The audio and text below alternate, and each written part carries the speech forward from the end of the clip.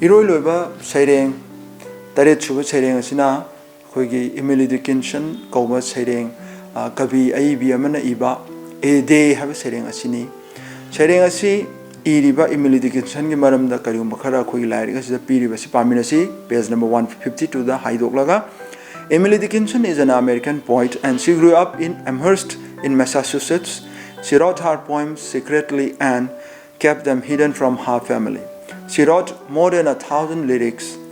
Her poems are delicate, uncommon, and the themes are generally on death, loneliness, and love. She remained a spinster throughout her life. Emily Dickinson na horukpa matamda mana angarungai matamda mana ijaba saireng kaya si mahaki imung manungna ayaba pidabana maramudra mahaki lona lotlaga iba horakhe haiba saireng asing asi ayambana ngasagi naitom leiba sibada yumpham oiba amadi ngasagi nungsi nungonda yumpham oiba na mapung oi aduga mahakna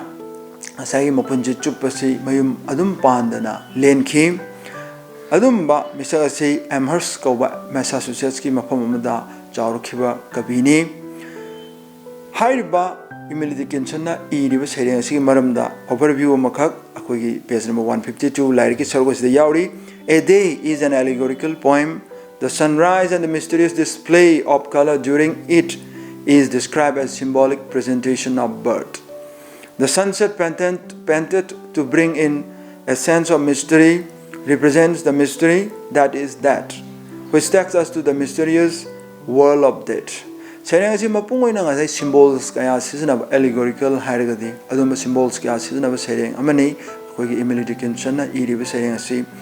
hairiba saireng asi akoin uba phangi madudi adumba numit amakak akogi noma haiba tare pung kun marina saba numit amakak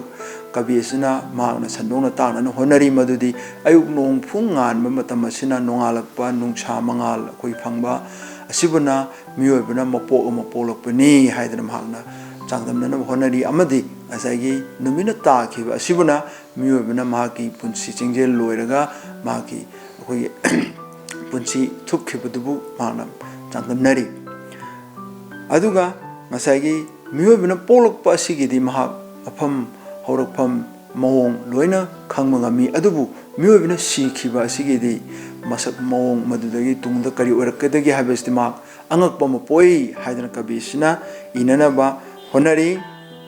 aduga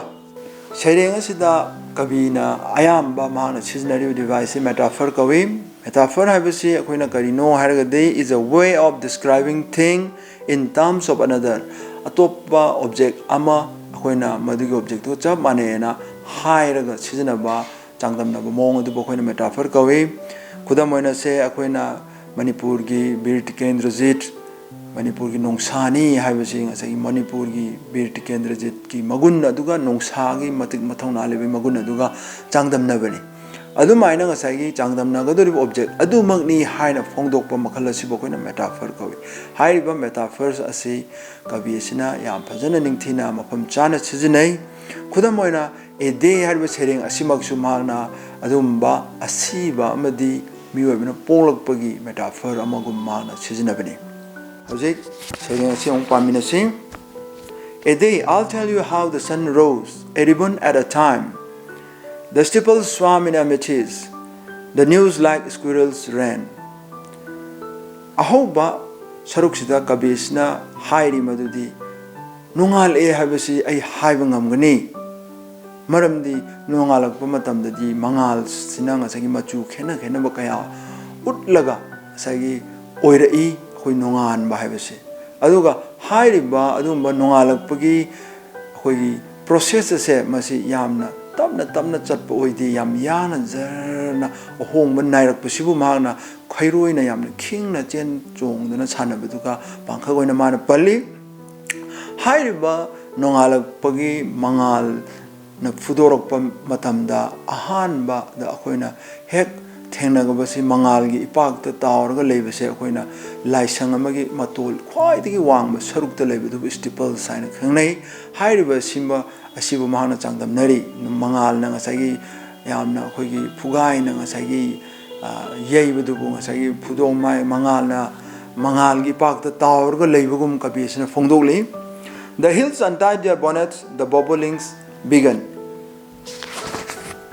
Then I said softly to myself, that must have been the sun.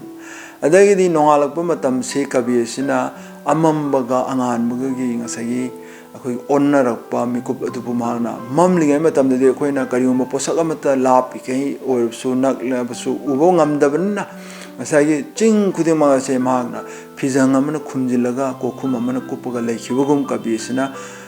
phongdongna honari aduga hairiba kokhum ase ngasagi nongalakpa mikuptadi mangalna yesilaba matamdadi haidokibagum ngasai kabi asina phongdoli adumna tawraklabadi amadi ngasagi uche waya akoigi matam America gi matam nuda ngasagi khongba uchek makhal aduna khongba horaklabadi mahana soidana maki madu punamak uhelaklibase numit mahana uhelakpani hadra mahana matomta sonjai hadra kabi sina palli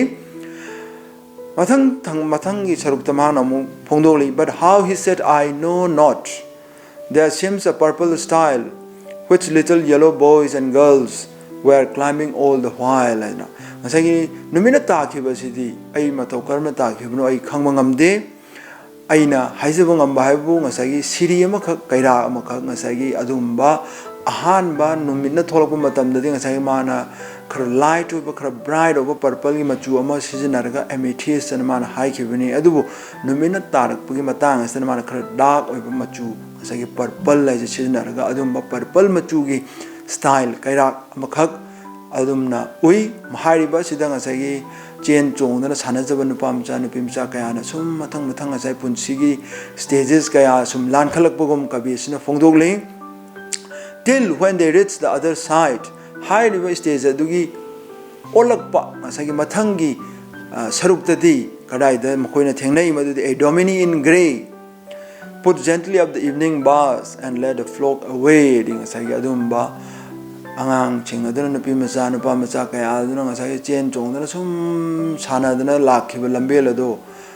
jaga amakak tangkak amakak yaurama matamdadi madudagi di ngasai akoigi lai senaba lai panaba miyoy amana ngasai punumak ase loire sintha pangthokpa loire haidana ngasai mahangna purol tha khibagum ngasai akoigi thong lolaga ngasai thawai punumak adubu ngasai maning tamhanbi khibagum ngasai kabi sino udli habadi numidang oirakpa amam yaurakpa mikup asibuna miyobagi punsida asibana ngasai saruk yarakpagum kabi sino namba honari asmai tawdana sereng asimasu matang asite loisale